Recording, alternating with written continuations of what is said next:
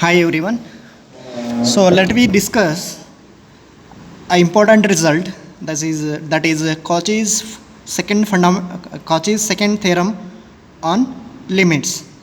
So here the statement of the result is, if n is a sequence of positive terms, then limit n tends to infinity n to the power 1 by n is equal to limit n tends to infinity n plus 1 divided by n, provided the limit on the right hand side exists whether finite or infinite. So here we get a finite value or infinite value. So that is the value of limit n tends to infinity n plus 1 divided by n may be finite value or infinite value. So here the statement meaning is, here we are taking sequence n is means n is a sequence of positive terms. Then limit n tends to infinity n to the power 1 by n is equal to whether finite value or infinite value. So provided the limit on the right hand side exists whether finite or infinite. So proof for this. So here two cases arises. One is for finite case and another thing is for infinite case. So proof case 1, limit n tends to infinity n plus 1 divided by n is equal to L, where L is finite. Then given epsilon greater than 0, there exists a positive integer m such that modulus of n plus 1 divided by n minus L is less than epsilon by 2 for all n greater than or equal to m. So you already know that. So this definition can be remodified as of the form like this. So here, using this equation, if we write the bounds of this equation, means upper bound as well as lower bound, then this equation reduces to like this. So L minus epsilon by 2 is less than n plus 1 divided by n is less than L plus epsilon by 2 for all n greater than or equal to m.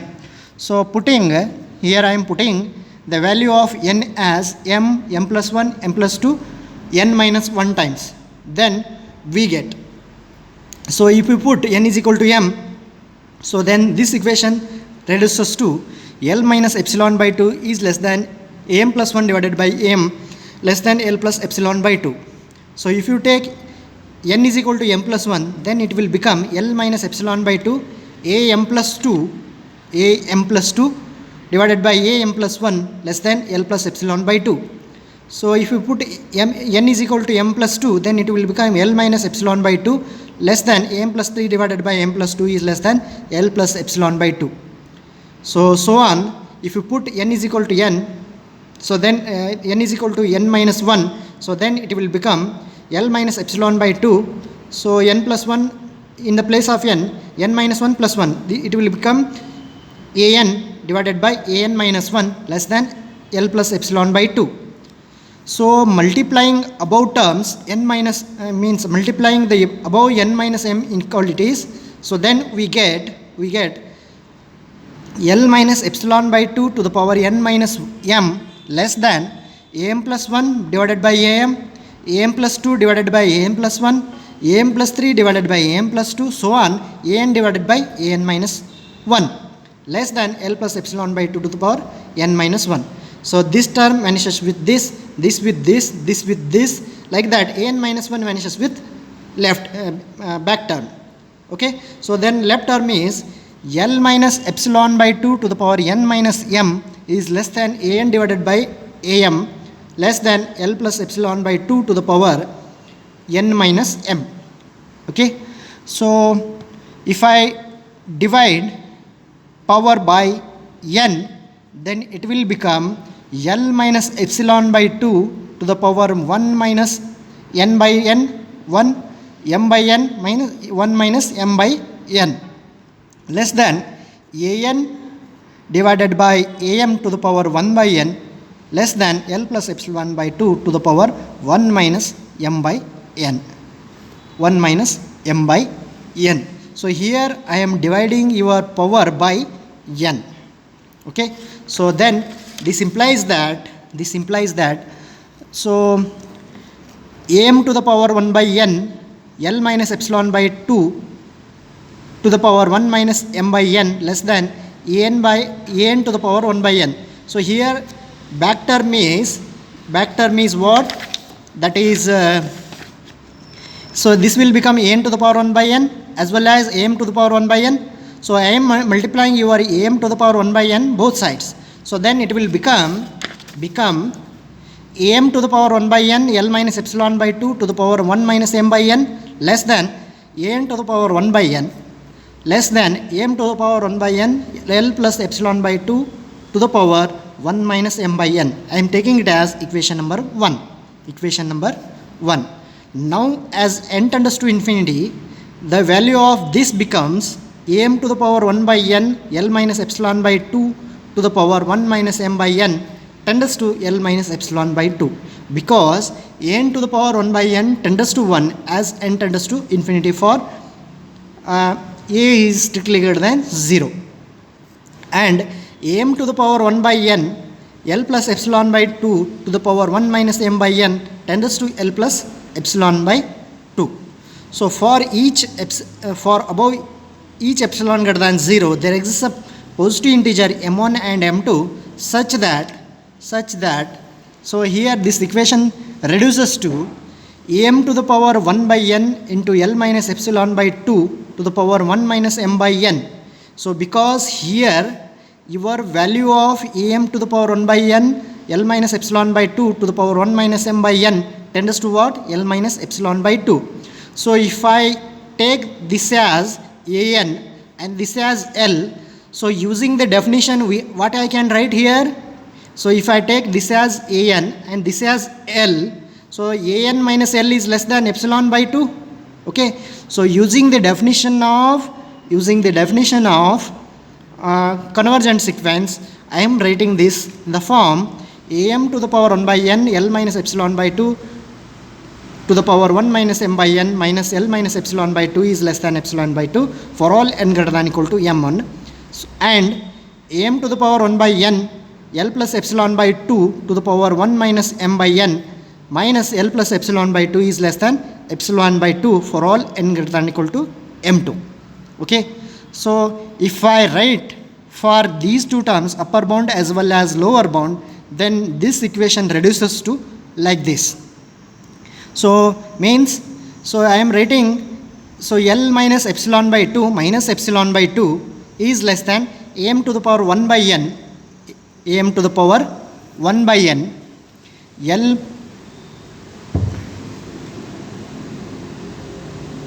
L minus epsilon by 2 minus epsilon by 2 is less than am to the power 1 by n L am to the power 1 by n into L minus epsilon by 2 1 minus m by n less than L minus epsilon by 2 plus epsilon by 2 for all n greater than equal to m1.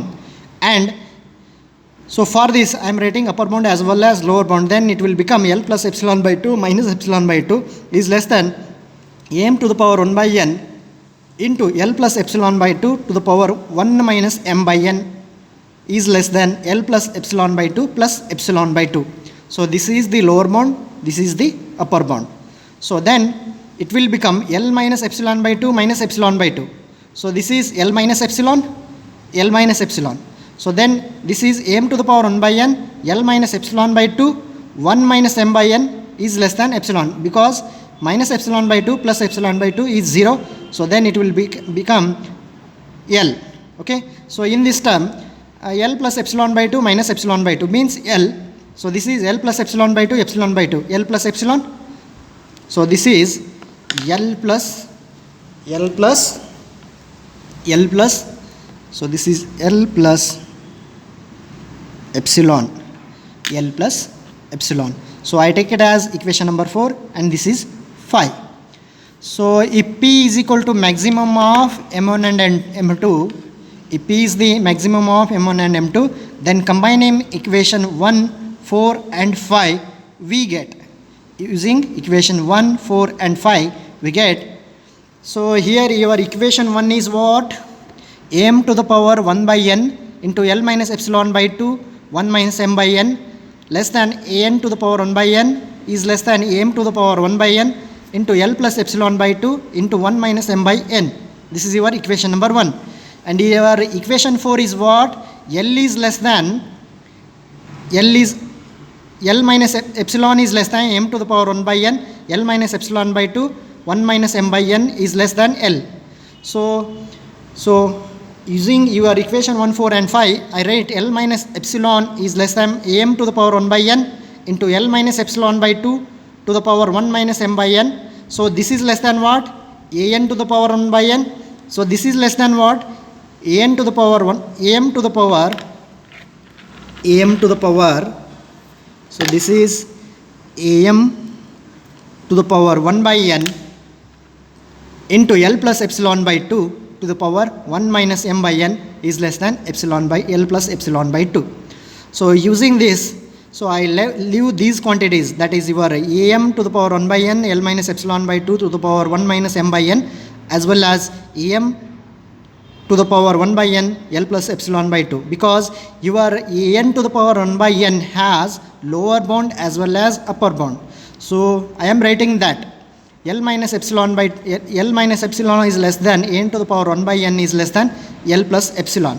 So using the definition of your convergent sequence, this will become limit n tends to infinity n to the power 1 by n is equal to L. So means for finite value case, so we get the result that is limit n tends to infinity n is equal n to the power 1 by n is L. So if I take your limit n tends to infinity n plus 1 divided by n is equal to infinity, so then what we get, let me check that. So case 2, so here I am assuming I am taking here limit n tends to infinity n plus 1 divided by n is equal to infinity.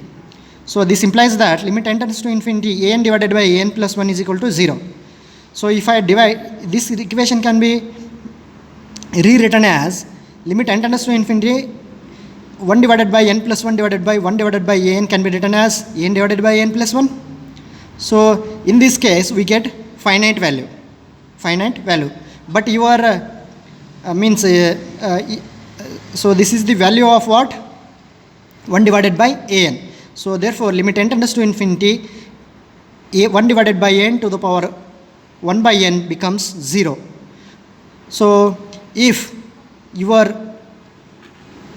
here if you want to get infinity, so then your equation is should be of the form limit n tends to infinity n to the power 1 by n is equal to infinity. So in this case we get infinity. So if your an is of the form denominator, that is limit n tends to infinity 1 divided by an to the power 1 by n, in this case we get 0. So in this case we get infinity.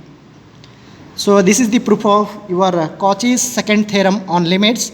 So if you have any doubts regarding this, so you can send your questions to my WhatsApp number. Okay, thank you.